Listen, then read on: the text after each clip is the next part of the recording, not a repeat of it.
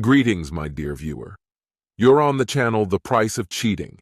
The channel is for those who appreciate traditional family values and condemn adultery. So be sure to subscribe to the channel. Let's get started.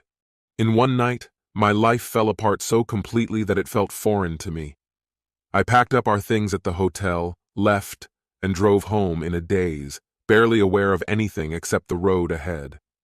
At a traffic light, I muttered to myself, "Green light, let's go," and slowly let go of the brake, almost like the car itself. As I kept driving, I couldn't shake the shock of how quickly and profoundly everything had changed with Arya. Just recently, I was her whole world. Now, I was nothing. What haunted me most was the cold tone with which she delivered that crushing blow. She showed no emotion, no regret. She simply made the decision without hesitation, surrendering to the allure of some celebrity. Without any explanation, she disappeared, saying only that she needed to use the restroom. Her friend was in on the plan too, and in an instant, she was gone. To hell with her husband, it seemed. And not only me, to hell with the kids too. She made this choice consciously, fully aware of what it meant. She knew how deeply it would hurt, yet she still left, on the night that was supposed to be ours.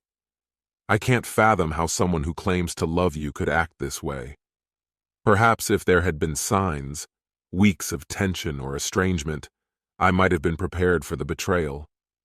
But just minutes before, she promised Dave that she'd dance every dance with me, held my hand as we laughed, meeting each other's gaze across the table. Everything seemed perfect. At one point, I considered picking up the kids early, but knew I wasn't ready to take care of them in this state. A hollow question echoed in my mind. What do I do now? Her cruel choice left me empty, deprived of all the feelings I should have had. No anger, no sadness, only numbness. Reality began to seep into my consciousness only the following morning when I finally opened my eyes. Somehow I managed to change into pajamas, hang up my suit, and collapse into bed. After a pointless shower, I trudged along an icy path and ended up at a cafe for breakfast. Marie, our usual waitress, immediately noticed I was alone. "Where's Arya?" she asked, pouring my coffee. I looked up at her. "You know Owen Anderson?" she smirked. "Who doesn't?" "Well, he's in bed with Arya now." Her face went pale, and she dropped the coffee pot, covering her mouth in shock. "Are you serious?" she whispered, clearly rattled by my blank stare. I nodded, brushing away the dampness gathering in my eyes. Twisting a napkin in my hands, I muttered, "Looks like I'll be needing a lot of these." "Ollie," she whispered, breaking protocol to place a comforting hand on my shoulder. "I thought you two were such a strong couple, just perfect." She brought over an entire napkin holder and sat down across from me. "My boss said I could take a break," she added softly. I just nodded. "So what will you do now?" she asked, genuinely concerned. I blew my nose, adding another tissue to the growing pile, and shook my head. "Honestly, I have no idea. I'm still trying to understand what even happened." She squeezed my hand in support, and I finally managed to say, "I'm stunned by how meticulously she planned it all." As I drank my coffee, I recounted the humiliations of that night, every painful detail. With each twist in the story, Marie's expression grew harder. "This is unbelievable," she finally said. "Did they know each other? Was all of this orchestrated?" "How would I know?" I replied, still struggling to comprehend it all. "I can't believe it," I muttered, staring into the distance. She had been so focused on me, up until the moment he asked her to dance. It was as if someone had flipped an invisible switch, and in an instant, she became a completely different person. I could never have imagined she had such a side to her. Marie nodded slightly in response, barely noticeable. "This reminds me of an old story my grandfather used to tell," I said, drifting into memories, "about a horse thief." "What story?" she asked, intrigued. "It was one of his favorites," I explained. "A horse was tied outside a store, and a man just walked up, untied it, and rode away as if he'd owned it all along." "But the real question," I continued thoughtfully, pouring myself another cup of coffee, was whether he became a horse thief because he stole the horse, or if he stole it because he was already a thief deep down. Many people walked past, but only he couldn't resist.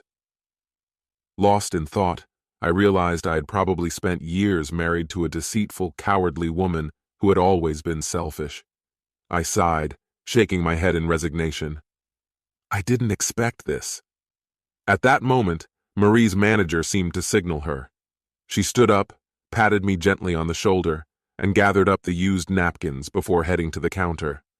After some time, I noticed my breakfast was over. Empty plates and crumpled napkins were piled in front of me. At home, I began packing. Whatever happened, staying in a marriage with a woman who had so coldly betrayed me was no longer an option. In a whirlwind of movement, I grabbed boxes, packed only the essentials, and left.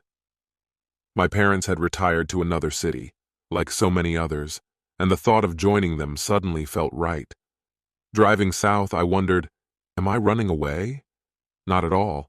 If my parents still lived nearby, maybe I would have stayed. But now, I wanted to be near people I could trust.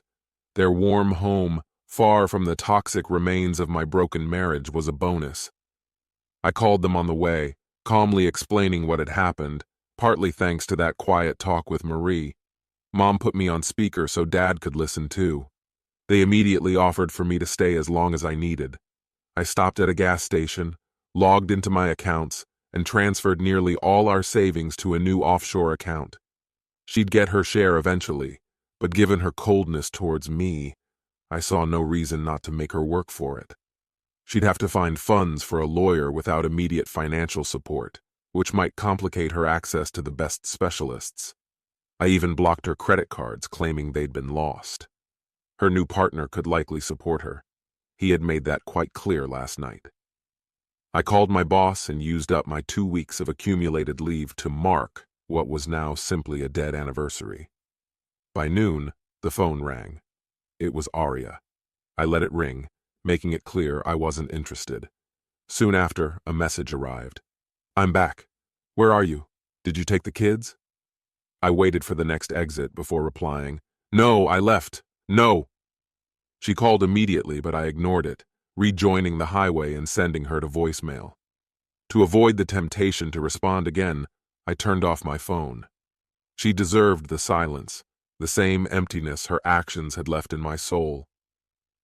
Later, at a gas station, I turned on my phone and saw multiple missed calls.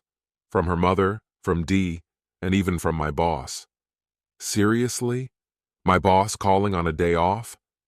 I realized Aria was doing everything she could to break through my silence, trying to reach me through any available channel. I turned off the phone again, finally firm in my decision. When I arrived at my parents', my new refuge, I spent over an hour recounting all the recent events to them. Afterward, I began to think about the future. I asked them to let me stay for a few weeks under the radar and not to reveal my location to anyone. If it's inconvenient, I can always find a hotel, I offered. But they assured me it wasn't necessary, and we spent hours discussing options over mugs of beer, eventually deciding on a plan. Their house was only a few blocks from the beach, so I drove there, left the truck in an empty lot by the shore, took off my shoes, and let the waves brush my feet. Then Aria called. Where are you, Oliver? Her voice was tense. I'm gone. Where did I go? The same place as you. Yesterday you left, following some impulse that pulled you away from me. Today I did the same. I left and followed my own path. I once loved you. No, you're right. You never loved me. But that doesn't matter anymore. What matters is that I no longer love you. I can't endure such heartless betrayal. But Oliver, she says, what about our 17 years of marriage? I've asked myself that question so many times I've lost count. Did you think about those years last night when you kissed that stranger? Did you think about us? About everything we built together? I don't know if she thought about it. I guessed, and her sigh told me everything I needed to know. How did you find out? She asked. Was it Dee? Oh yes. Your friend Dee doesn't know how to keep secrets, does she? Dee practically stumbled over herself in her eagerness to tell me, like a fly drawn to fresh carrion. I chose my words carefully, letting her cling to the tiny bit of bewilderment she still had. "But Oliver, it was just one night," she said. "Exactly, Arya. In that one night you gave a stranger something you had denied me for 17 years. Now we both know where your true loyalty lies.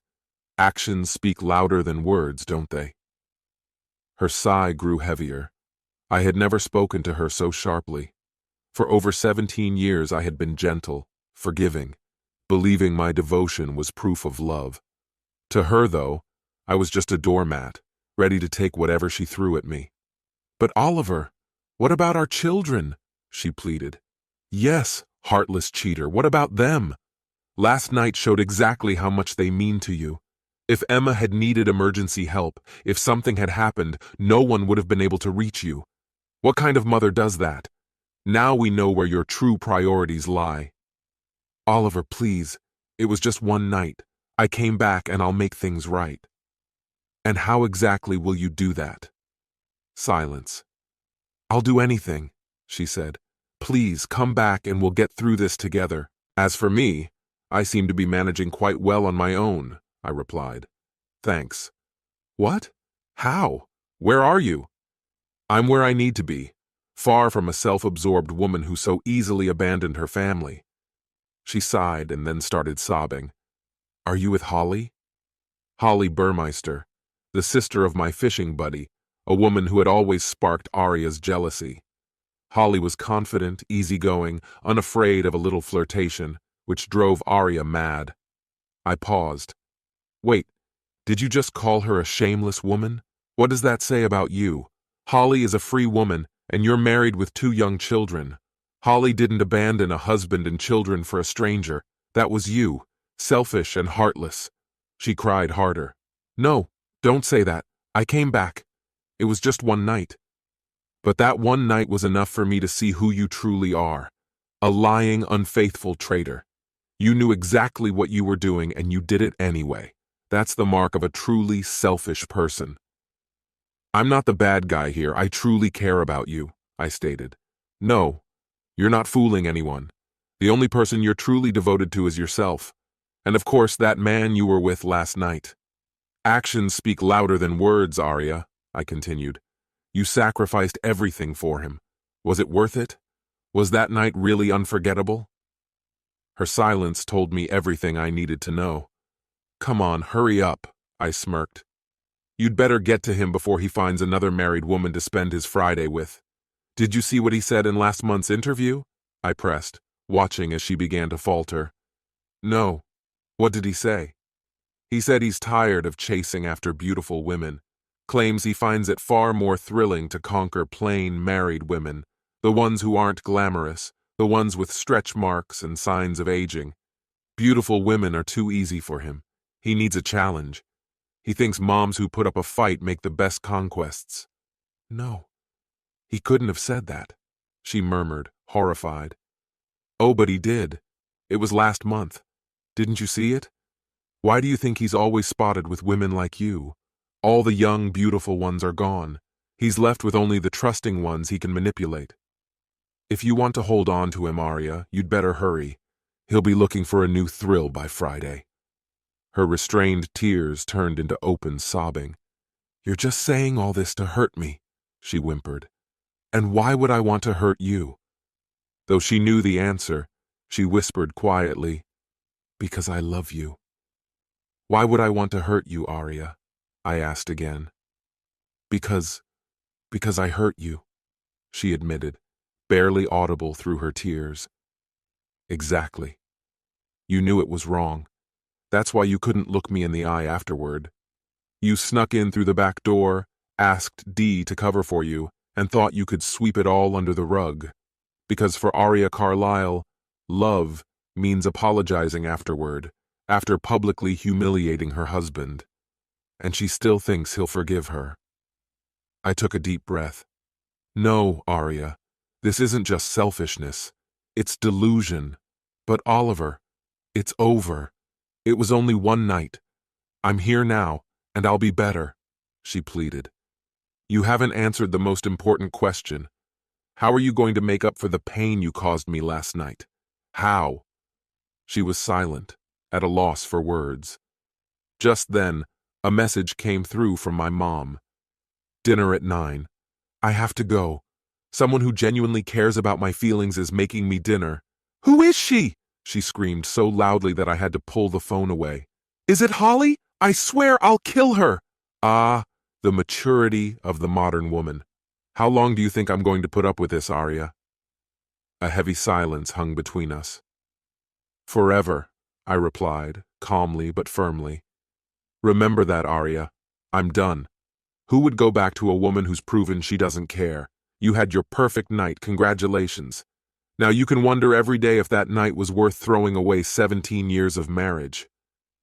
The silence between us was palpable, and I dealt the final blow. And maybe one day you'll ask yourself if it was worth it for your children to grow up knowing their mother destroyed their family. One night. One impulsive night that meant more to you than all the years we spent together raising our children. When they grow up, will they be able to find any self-respect? And now you expect my support after everything you've done? Don't count on it. Goodbye. Soon, I got a job closer to the family and enjoyed peaceful holidays. The divorce went smoothly, with a fair division of property. Although I returned half the money, it was satisfying to slightly delay the process just to make her a bit uncomfortable. It came as no surprise when a few husbands, fed up with someone's antics, decided to put an end to his career. Emma and Tommy grew up strong-willed and, understanding why our family had fallen apart, became little rebels in their own right. Eventually, Arya reluctantly agreed for the kids to move in with me, and they thrived. Maybe it was the warm climate, or maybe it was having a devoted father nearby. Meanwhile, friends back home found it only fair to warn anyone dating Arya about her tendency to betray. Realizing her reputation, she left town, occasionally reaching out to the kids, but after 3 months, she disappeared. They say the truth always finds its way, and sometimes it brings the right person along. For me, that was Nancy, 7 years younger, also divorced, with a daughter Tommy's age. It may sound like a cliché, but life is full of surprises, and since then, we've been happy. As for Arya, she soon found a younger man who brought her some happiness, until one night he left for a woman his own age whom he met at a dance. At least he didn't leave without a word. He waved as he walked away with his new partner. Since then, Arya stopped seeing anyone, spending her days in an apartment with a couple of stray cats, or so the kids say. Karma, it seems, is still around, though it has softened over time. This concludes the story. If you like it, then put your powerful like and subscribe to the channel.